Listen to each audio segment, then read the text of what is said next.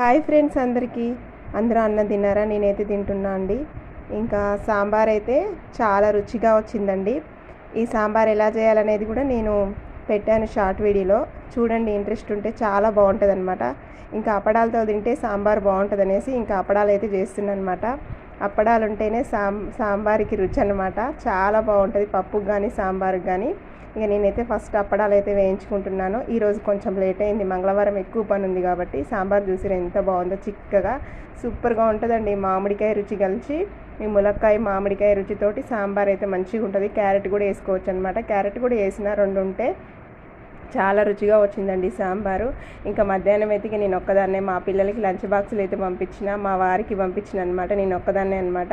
ఇంకా ఇట్లా సాంబార్ వేసుకొని, సాంబార్ అయితే ఇట్లా చిక్కగా ఉండాలన్నమాట. మరీ లూజ్గా ఉండొద్దు, మరీ చిక్కగా ఉండొద్దు. ఇట్లా మీడియంగా నేను చూపిస్తున్నా కదండి, ఇట్లా ఉండాలి. ఇట్లా మామిడికాయ ముక్కలు వచ్చేసి ములక్కాయలు అన్నీ మంచిగా ఇట్లా కలుపుకొని సాంబార్లో తింటుంటే సూపర్గా ఉంటుందండి. ఇక సైడ్ ఒక 2 అప్పడాలు పెట్టుకొని మనం తిన్నామంటే మంచిగా ఉంటుంది అనమాట సాంబారు అనేది.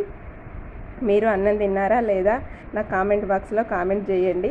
మీకు కూడా ఇలాంటి సాంబార్ ఇష్టమైతే తప్పకుండా నాకు చెప్పండి. మీకు నా వీడియో నచ్చితే తప్పకుండా లైక్ చేయండి, అలాగే సబ్స్క్రైబ్ చేయండి. తప్పకుండా లైక్ చేయండి.